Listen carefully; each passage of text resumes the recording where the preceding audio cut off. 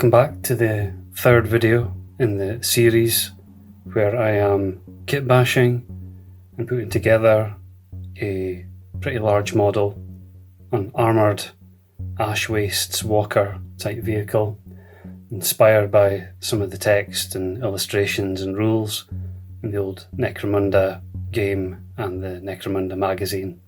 So in this third video we're going to get on with painting the model, and it's always a good idea to try and get some references or get some ideas of how to go about it. So what I've got here is a really nice book called Sculpting a Galaxy by Lorne Peterson, and this is a fantastic book filled with large photographs of various Star Wars ships and vehicles up close, so you can see how they've been put together, some of the kit bashing that's gone on, and in this instance the paint work that's been done, the weathering. It's full of really good photos, so highly recommend the book. But for my armoured walker, I'm thinking of doing a paint job in the style of the Sandcrawler. Is my inspiration for the paint job. One of my favourite sci-fi vehicles of all time. Always loved the design of it, just the shape, the silhouette of it, the scale of it, and this kind of rusted metal finish that it's got on there. So the plan is to do something like that on the model that I've made. It's not going to be exactly like this, and I'm also wanting to do it in a reasonably easy way in terms of the paint method. I don't want to get bogged down too much. I want to be using simple methods. But this is going to be the inspiration. So I've got a scan of this that I've printed off, and it's up on my wall near where I'm doing my hobby stuff like this, and I'm going to be referencing the kind of general colours on here in the finish. So I'm going to try and get something similar to this, and I've looked out some paints. I've given them a test, and I think it'll work out okay. So that's the model that I'm looking to paint, and what I've done, just to kind of establish my method, is I've painted up one of the legs. So that's the colour scheme that I've come up with. I think it's not too far away from that Sandcrawler look. Can maybe be done with being a bit warmer perhaps, but I think in general it'll do for what I'm after, for sure. And this is pretty easy to do. So I'll now have a look at the paints I'm going to be using in the methods, and then we can get started. Okay, the range of paints I've got here, which looks a lot, admittedly, looks like there's quite a few stages, but the way I'm going to apply this is essentially all with a sponge and then a brush at the end, an old large brush at the end for applying the panel liners, the enamel washes. But the paint is pretty much all going to be applied using a sponge, so it's going to be really simple to do, because I've been wanting this to be simple. It's a large model, I don't want to get bogged down painting this thing for too long.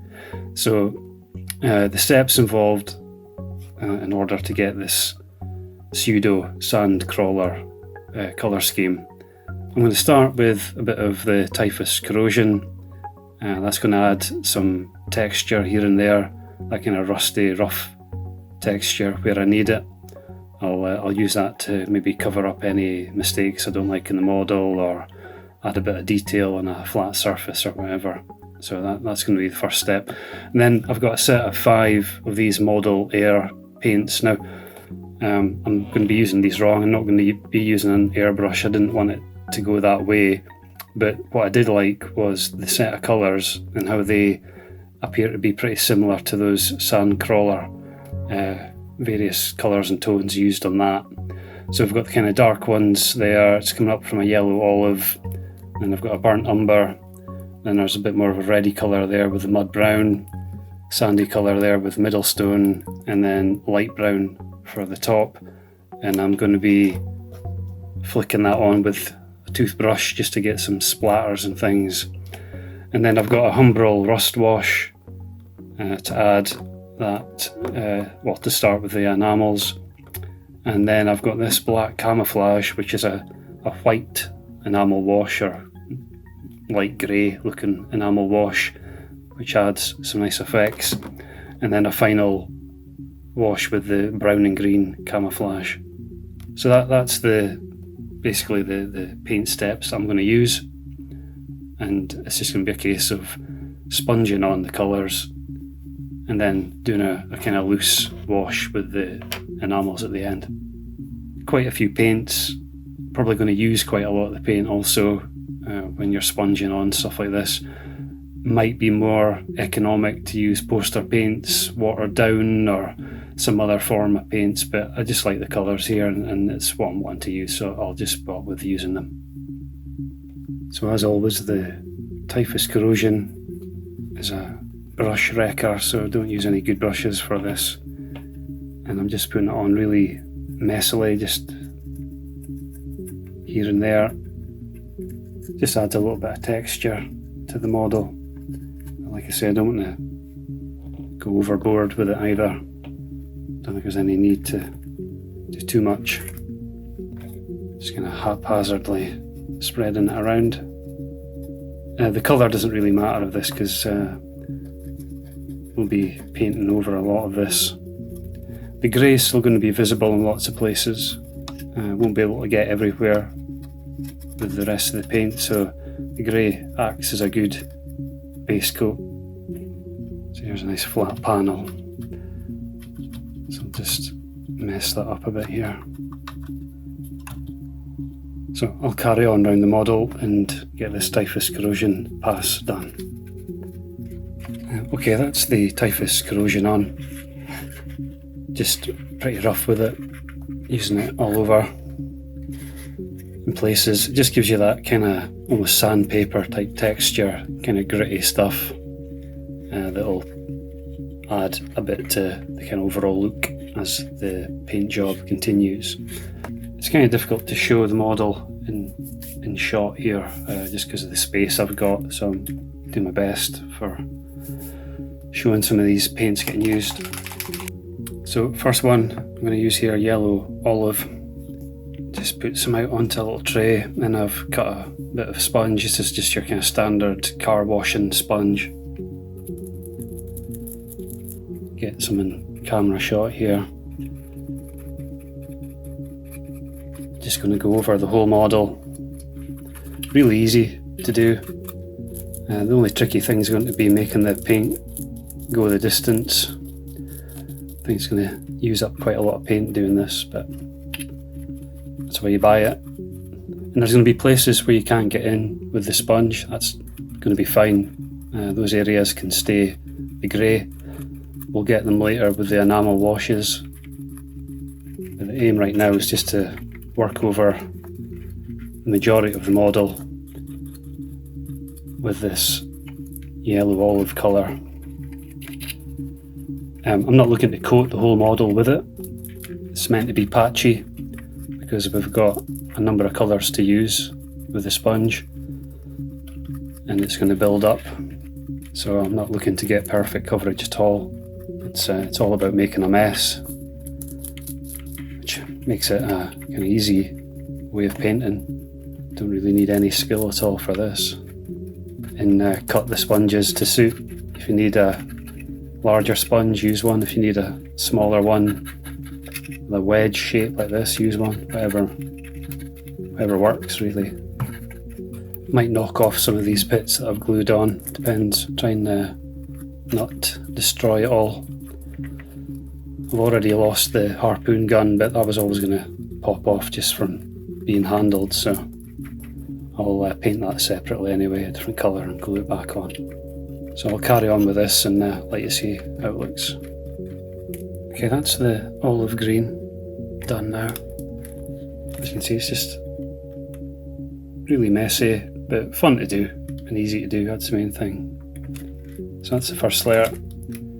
Next I'm going to use is this burnt umber, a bit more brown red.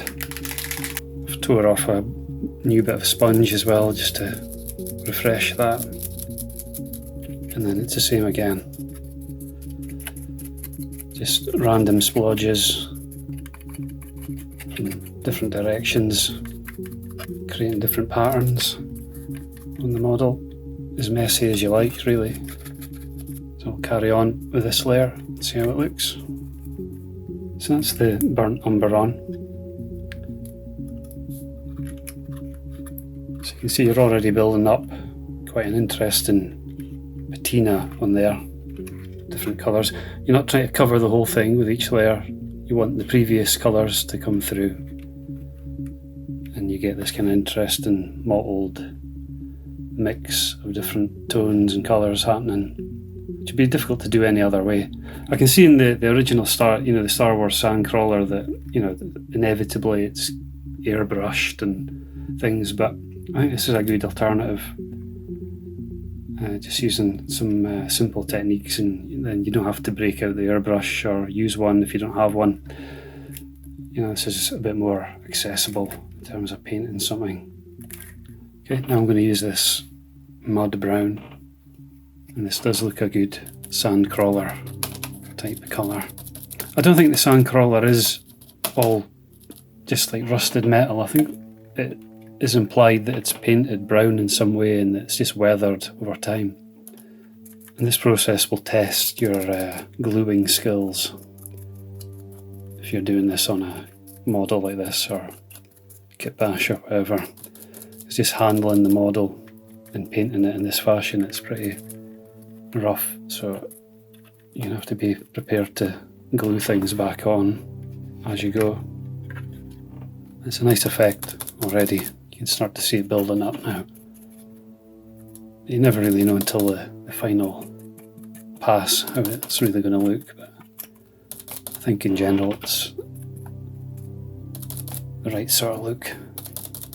Some really nice effects start to happen. Just these little marks getting left with that sponge. Sandier colour this time, this middle stone.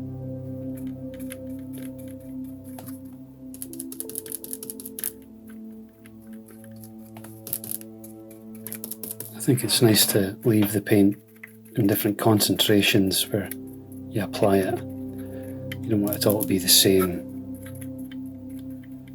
Okay, the last colour with the sponge is going to be this light brown. Maybe don't need so much of this one.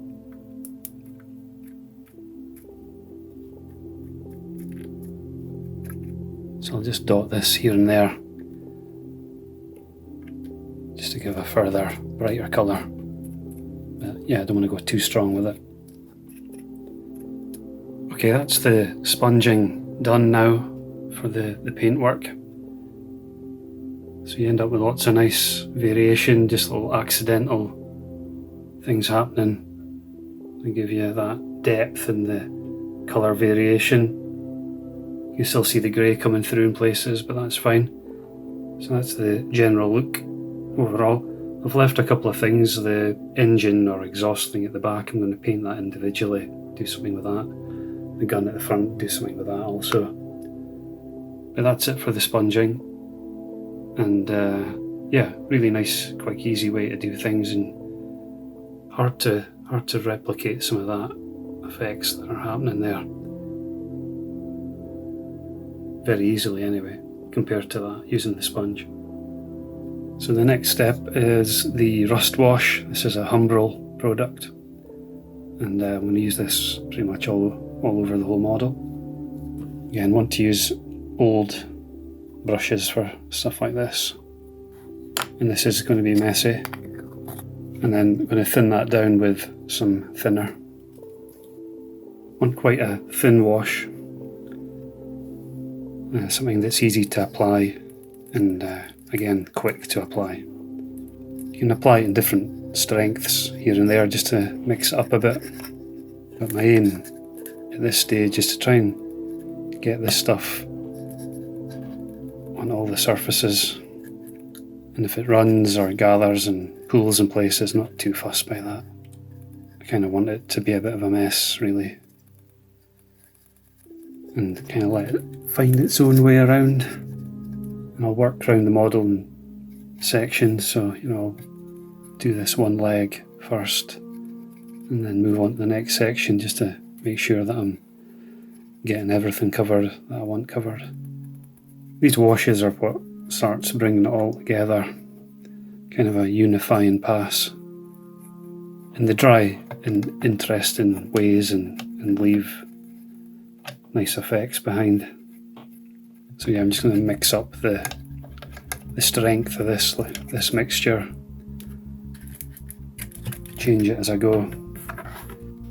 So that rust wash isn't quite dry in places where it's pooled or collected, but it's okay, I'm just going to move on. I'm going to use some of this black camouflage stuff. It's a white enamel wash, or light grey, and I'm going to use a toothbrush to splatter some of that on there.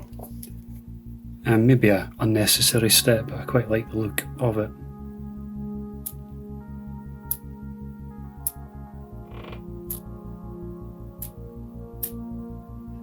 So this is just meant to imply some other form of weathering or corrosion or whatever. Do as much of that or as little as you like. And then I've added some enamel thinner to that wash. And just here and there I'm going to allow some of that to run, mess up some of those spots here and there. Just a vertical motion for this, I think. And with the thinner you can remove some of the white if you want to.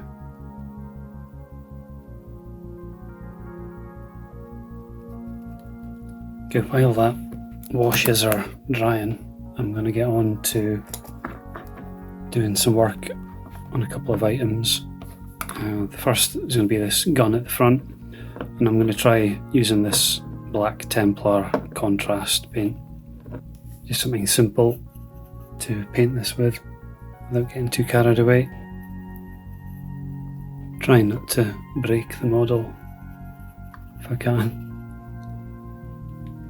And then for this engine exhaust part at the back, I think I'm going to try the Screaming Bell paint on that. Kind of coppery metal finish.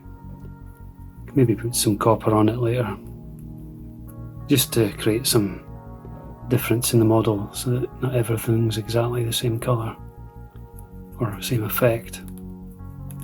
Yeah, I'm just going to start some weathering now on this exhaust or engine part, and I'm starting with Nihilic Oxide just to get a little bit of that nice greeny blue colour into the recesses and edges. I'm mixing it in with plenty of water as well, just to make sure that it flows around. Then I've got a couple of these hoses to paint, so I'm going to use my XF1 Tamiya flat black for that.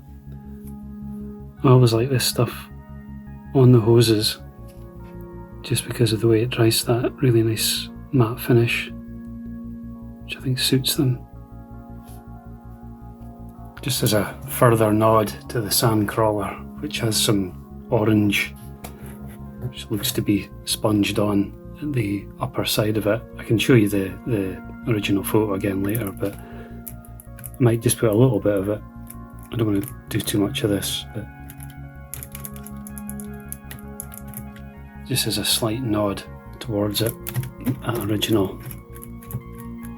I think as one last pass with the enamel washes, I'm going to use this brown and green camouflage panel liner, and that's going to be mixed with plenty of thinner, and I'm just going to use this here and there to add a little bit of darkness to some of the recesses here and there. I'm not going to paint over the whole thing.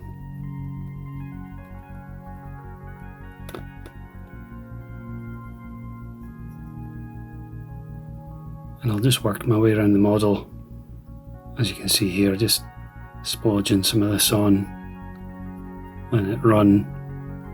That'll be a final way of tying it together, some of these different colours and things. And I'll also use it as a wash on things like the gun and that exhaust at the back of the walker, just to get a bit more detail into there. And I've also painted up this harpoon weapon thing, so I'll just use some of that same wash on that.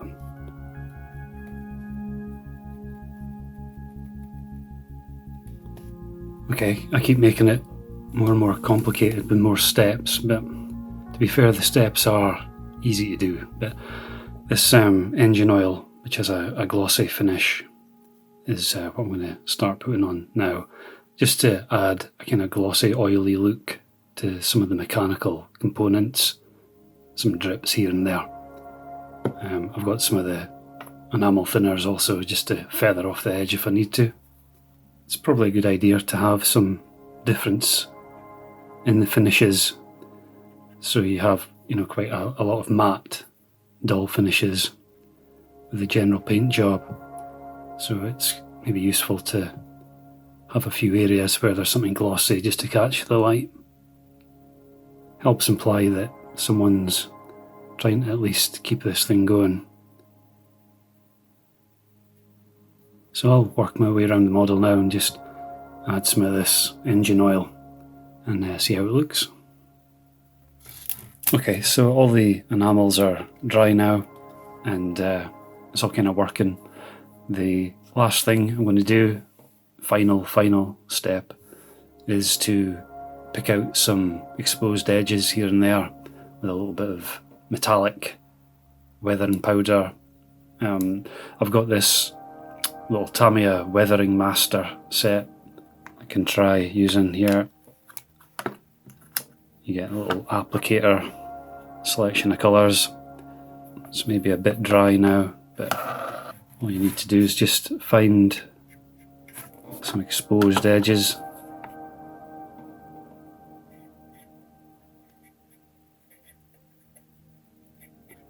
I can just work my way around the model. Maybe pick out some spots that might get scraped more regularly. It's quite a nice gunmetal finish. Yeah, I think that gunmetal powder is a really nice convincing colour, actually. It's a kind of more dull metallic finish, darker finish, opposed to the bright silvery stuff. So I'll work around the model, adding a bit of silver or metal here and there.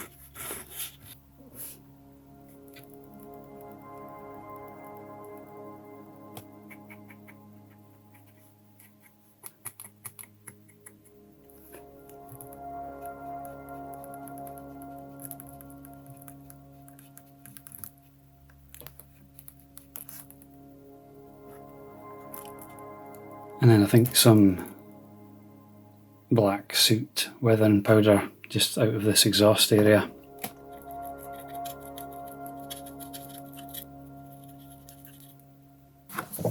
Okay, so taking a look back at the original Sandcrawler example photography there, that I wanted to at least try and replicate that paint job or that colour scheme in some way, maybe with different techniques.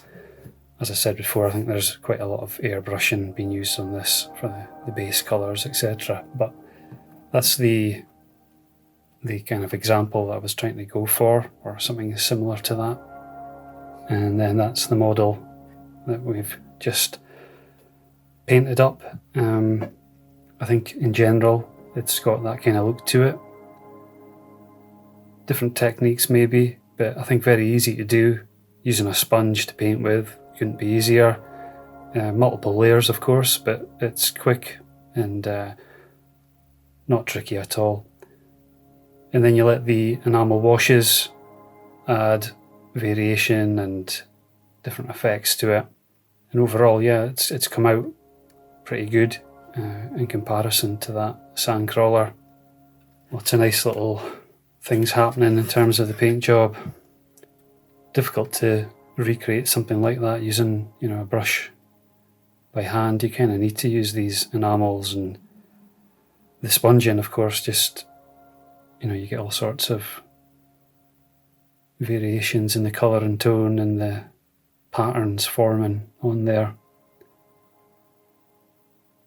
Well, it's complete now anyway, and hopefully the videos have been of some use to you.